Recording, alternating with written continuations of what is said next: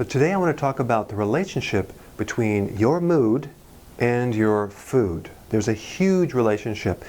The problem is that you never, ever want to treat a symptom directly without understanding the underlying cause. And that's the problem in medicine, is they treat all the symptoms. So if you get depression, they're going to treat it. They don't ask why. Anxiety, it's a treatment. There's a lot of pills. There's no profit in curing these. It's all about managing these symptoms. In fact, when you treat the symptom or you diagnose incorrectly, you make the patient worse. I'll give you an example. I had a patient who was depressed. And I said, when were you depressed? She goes, when I was diagnosed. I said, interesting. I said, I started questioning more stuff, and I said, you know what? You're not depressed. You're just exhausted. She goes, wow, that makes sense, because I don't sleep. I feel better. Thank you. So I got rid of her depression just by helping her realize the underlying cause, okay? So let's talk about this. There's a couple of factors in the relationship between affecting your emotional mood and the food that you eat and other things. Let's talk about nutrition first. You ever hear the concept, an apple a day keeps the doctor away? Well, that might have been true in 1965, but not now. It takes 6 apples a day now to keep the doctor away if you take the apples and shoot them hard enough at the doctor. I'm just kidding. Don't do that. But the point is that their soils are so bad right now, you need so much food to achieve the same nutrient levels. In Europe or in Africa, the food nutritional factors are so much more that's why they have good teeth, good bone structure, because they have more nutrition in the soils. So the soils are bad in America, thus the food is empty, so therefore you need to eat even healthier. Let's just take potassium. It's one of the most important minerals in a good, relaxed body, because potassium is a physiological tranquilizer. It calms the nervous system down. And you might say that you eat a banana a day. Well, that's 400 milligrams. You need 4,700 milligrams just to get your minimum. So that would equate to about 7 to 8 to even 10 cups of vegetables or salad every single day. How many cups of vegetables are you eating every day? So potassium is very, very important for 2 reasons.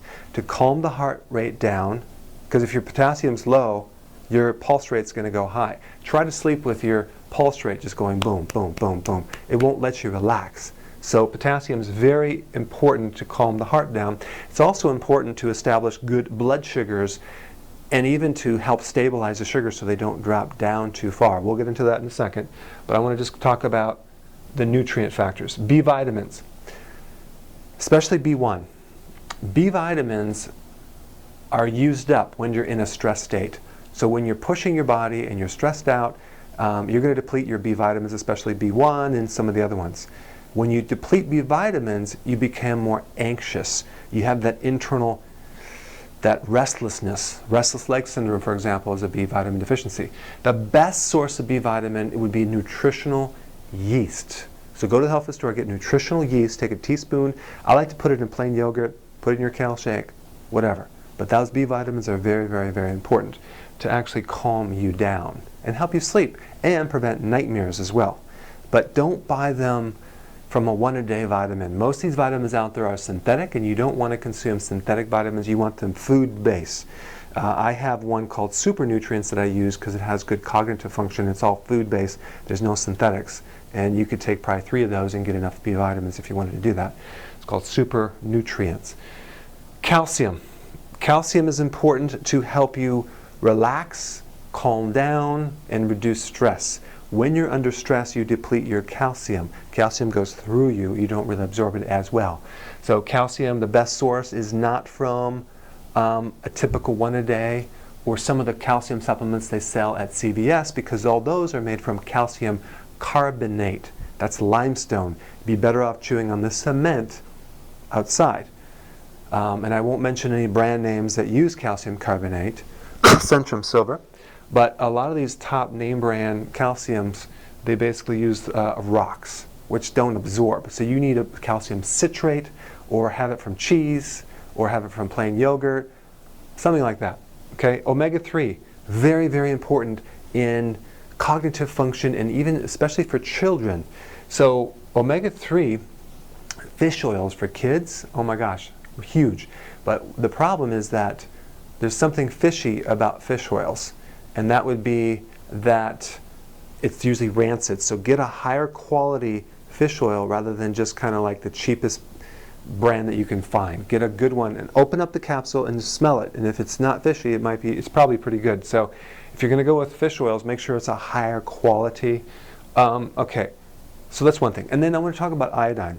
When a child is growing, or when you're nursing, or when you're going to have a baby, make sure that you consume enough iodine from a sea kelp source. I like sea kelp. That's the best source of iodine, and like especially pregnant females and things like that, because iodine supports the thyroid.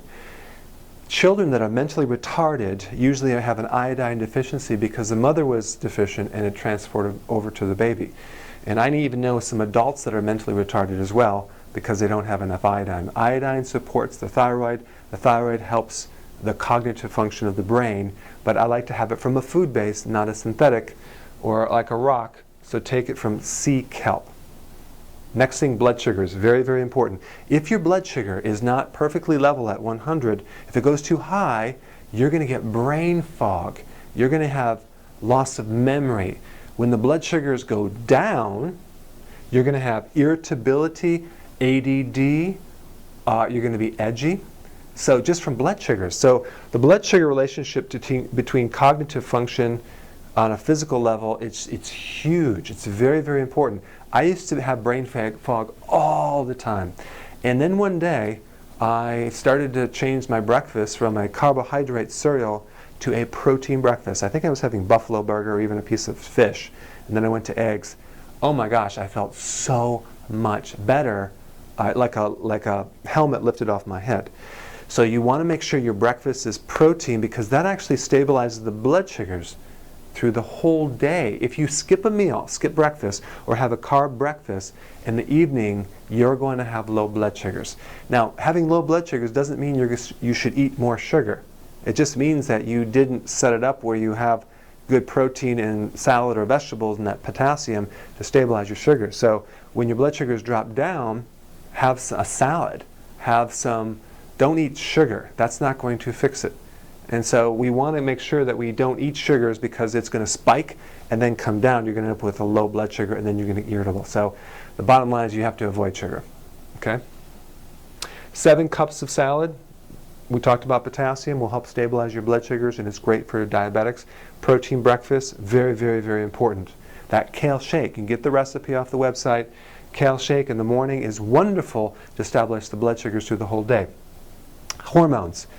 Hormones influence your brain as well. Serotonin, it's a pleasure hormone, and that's how psych drugs work too. They recycle that last drop of serotonin you have over and over and over again, tricking your body and thinking it has more than it really does.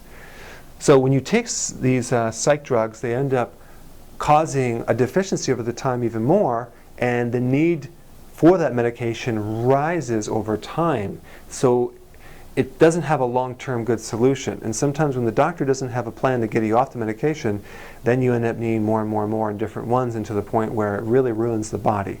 So you want to start building up serotonin with a good diet before you even get these symptoms.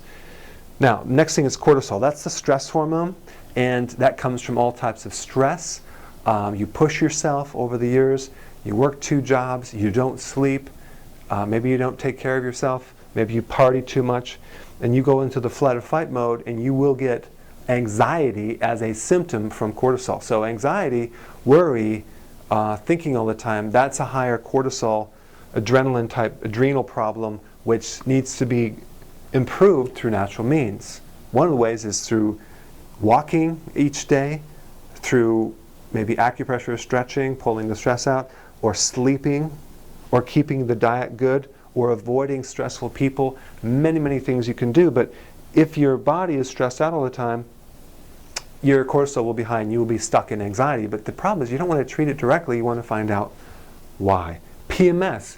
Is there a relationship between your cycle and your mood? If so, then you need to support the ovary, because I know some women that can get very irritable that time of the month, or even certain times of the month, if there's a pattern to it.